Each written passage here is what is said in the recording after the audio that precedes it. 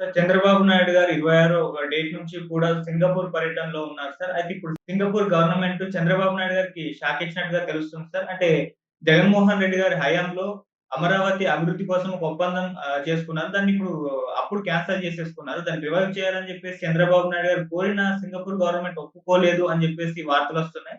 So, ఆ లెక్కన మరి సింగపూర్ టూర్ ఏదైతే ఉందో అది ఫెయిల్ అయిపోయింది. చంద్రబాబు నాయుడు గారు ఫెయిల్యూర్ ఏం సాధించుకు రాలేదని చెప్పేసి కామెంట్స్ వినిపిస్తున్నాయి.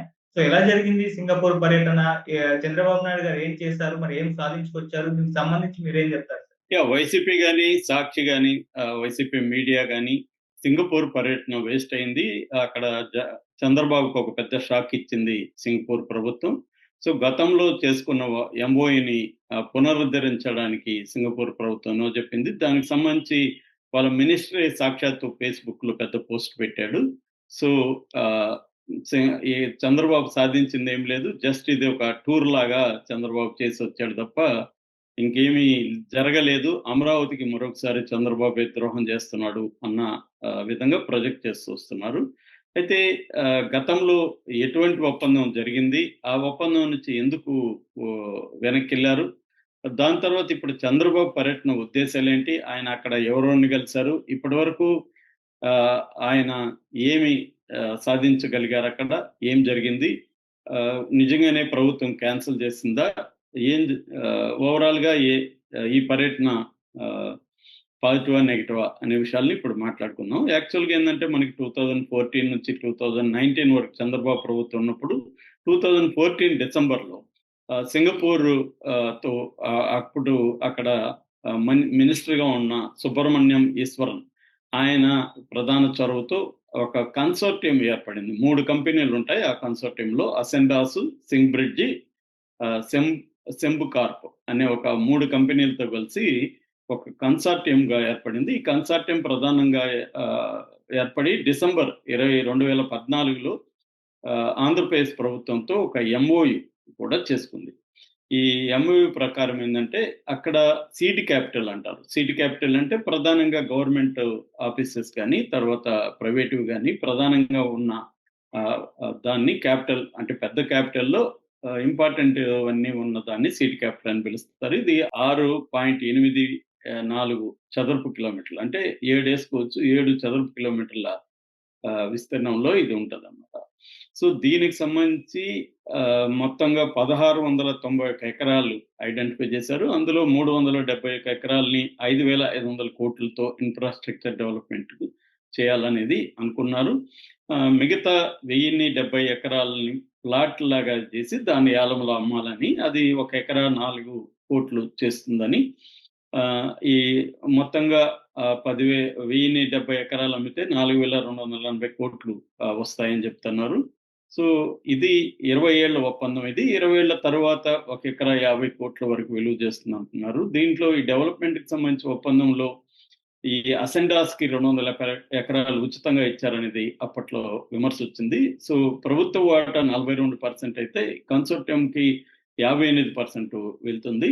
అట్లాగే స్విస్ ఛాలెంజ్ మెథడ్‌లో కూడా వాళ్ళకి ఇది అవార్డ్ అయింది. స్విస్ ఛాలెంజ్ మెథడ్ అంటే చాలా మందికి కన్‌ఫ్యూజన్ ఉంటది. దాన్ని నేను సింపుల్‌గా చెప్తాను. స్విస్ ఛాలెంజ్ మెథడ్ అంటే ఫర్ ఎగ్జాంపుల్ ఏ అనే కంపెనీ హైదరాబాద్‌లో ఒక ఫ్లైఓవర్‌ని నిర్మించడానికి 200 కోట్లు 2 సంవత్సరాలు అని చెప్పింది. మనమేం అడగలేదు. గవర్నమెంట్ అడగకుండానే ఆ కంపెనీ వచ్చింది. పలానా చోట మీకు ఫ్లైఓవర్ అవసరం అని అంటున్నారు గదా! నేను ఆ ఫ్లైఓవర్‌ని 2 ఏళ్లలో పూర్తి చేస్తాను. 200 కోట్లలో పూర్తి చేస్తానని చెప్పింది. అప్పుడు ప్రభుత్వం ఏం చేస్తుందంటే ఓకే ఫైన్. అయితే నువ్విలా చెప్పావు కాబట్టి నీకివ్వలేను. నేను దీన్ని నీ నీ ప్రపోజల్‌ని ఓపెన్‌గా పబ్లిక్‌లో పెడతాను. ఇంకా వేరే కంపెనీలను కూడా పిలుస్తాను అని జెప్పి ఈ ప్రభుత్వం ఏం చేస్తుందంటే వాళ్ళిచ్చిన ప్రపోజల్‌ని పబ్లిక్ చేస్తుంది. వేరే కంపెనీలు ఎవరన్నా కూడా వీళ్ళకంటే బెటర్‌గా చేస్తారని అడుగుతుంది. అప్పుడు బి అనే కంపెనీ ముందుకొచ్చి నేను 1 ఇయర్‌లోనే 150 కోట్లలో ఈ ఫ్లైఓవర్‌ని సేమ్ క్వాలిటీతో కంప్లీట్ చేస్తానని చెప్తుంది. అప్పుడు గవర్నమెంట్ ఏం చేస్తుందంటే ఈ బి చెప్పిన ప్రపోజల్ ఏదైతే ఉందో దీన్ని నువ్వేమన్నా చేయగలవా తగ్గించి? నువ్వేమన్నావు 200 కోట్లు 2 ఏళ్ళు అన్నావు గదా! వాళ్ళేమంటున్నారు 150 కోట్లు 1 ఇయర్ అంటున్నారు. నువ్వు చేయగలవా అని ఏ అని అడుగుతుంది. నేను ఓకే. నేను అదే విధంగా వాళ్ళు ఎలా బి చెప్పినట్టే నేను చేస్తానని ఏ కంపెనీ చెప్పినప్పుడు గవర్నమెంట్ ఏం చేస్తుందంటే ఏ ఎవరికి ఇవ్వాలంటే ముందుగా అప్రోచ్ అయింది ఏ కాబట్టి, సో ఏ బి లాగే చేస్తుంది కాబట్టి ఏకి ఇచ్చేస్తారనమాట. దీన్ని స్విస్ ఛాలెంజ్ మెథడ్ అంటారు. సో దీనివల్ల ఉపయోగాలు ఏంటంటే ఇన్నోవేషన్, అంటే కంపెనీలే ముందుకు రావడం, ఇన్నోవేషన్ దీంట్లో జరుగుతుంది. రెండవది, ఇది గవర్నమెంట్ ప్రైవేట్ భాగస్వామ్యంలో బాగా వర్కౌట్ అవుతుంది ప్రపంచవ్యాప్తంగా. రెండోది ట్రాన్స్పరెన్సీ ఉంటుంది అనేది దీంట్లో ప్రధానంగా పాజిటివ్స్. అయితే నెగటివ్స్ ఏంటంటే ఇదంతా కొమ్మక్కు వ్యవహారం జరగచ్చు. ముందే వాళ్ళు ఫర్ ఎగ్జాంపుల్ ఏ కుమ్మక్కయిపోయి నేను ఇలా ప్రపోజల్ పెడతా, నువ్వు అలా పెట్టు, నేను ఫైనల్‌గా ఇలా తీసుకుంటాను అని కుమ్మక్కయిపోతే గవర్నమెంట్‌తో కలిసి ఇదే అవుతుంది. ఇదేంటంటే బిడ్డింగ్.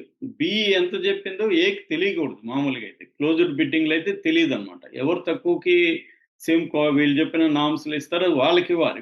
ఇవ్వాలి యాక్చువల్‌గా. ఎందుకంటే వాళ్ళు ఎక్కువ చెప్పారు. కానీ ఈ మెథడ్‌లో ఏందంటే ఏకిస్తున్నారు. సో ఇది సుప్రీం కోర్ట్ కూడా దీన్ని తప్పుపట్టింది. ఏదేమైనా ఆ స్విస్ ఛాలెంజ్ మెథడ్‌లో అప్పుడు చంద్రబాబు ప్రభుత్వం ఈ కన్సార్టియంకి ఇచ్చిందనమాట. సో దాని తర్వాత జగన్ అధికారంలోకొచ్చాడు. జగన్ అధికారంలోకి వచ్చినాక దీన్ని అమరావతి క్యాపిటల్ పక్కన పెట్టేసి 3 రాజధానుల దీన్ని తీసుకున్నాడు. దాంతో ఆటోమేటిక్‌గా 20 ఏళ్ల ఒప్పందం అనేది దాని నుంచి వాళ్ళు వెనక్కెళ్ళిపోయారు. ఒక కంపెనీ అయితే పేరు కూడా మార్చుకుంది. సింగ్ బ్రిడ్జ్ అనే కంపెనీ ఇప్పుడు క్యాపిటల్ ల్యాండ్‌గా మారిపోయింది.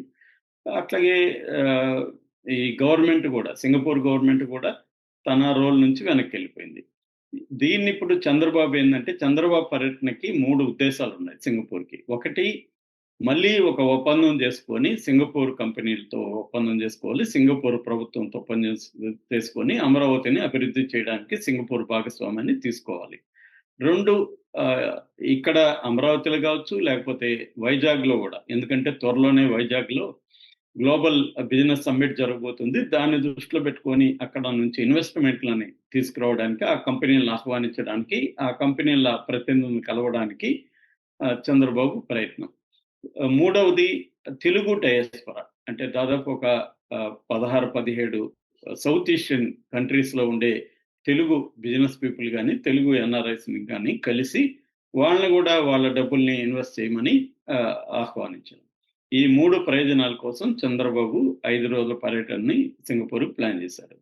సో ఈ 3 విషయాలు నెరవేరినాయంటే, ఒకటి, రెన్యూ చేయడం అనేది నెరవేరలేదు. అగ్రీమెంటు ఇంతకుముందున్న ఆ ఎంఓయూని రెన్యూ చేయడానికి ఒప్పుకోలేదు. అది సాక్షాత్తు వాళ్ళ మినిస్టర్, అంటే వాళ్ళకి man power, trade and industries సంబంధించి ఒక మినిస్టర్ ఉన్నాడు. టాన్ సి లాంగ్ ఆయన పేరు. ఈ టాన్ సి లాంగ్ ఫేస్‌బుక్‌లో పోస్ట్ పెట్టాడు. ఆయన ఏమన్నాడంటే, ఆంధ్రప్రదేశ్ ముఖ్యమంత్రి చంద్రబాబుతో మంచి మీటింగ్ జరిగింది. Andhra Pradesh one of the fastest growing states. ఇందులో agri food, manufacturing, renewable energy ఈ సెక్టర్స్‌లో మంచి గ్రోత్ కనబడుతుంది. సింగపూర్ కంపెనీలు ఫుడ్ ఎంపైర్, ఎవర్ వరల్డ్ లాంటివి ఆల్రెడీ పెట్టుబడులు పెట్టి పనిచేస్తున్నాయి. సో మాకు మంచి డిస్కషన్ జరిగింది. ముఖ్యంగా ports, green energy, digital technologies, skill డెవలప్‌మెంట్‌లలో మనం ఇన్వెస్ట్‌మెంట్ చేయొచ్చు అన్నది మేము చర్చించుకున్నాము.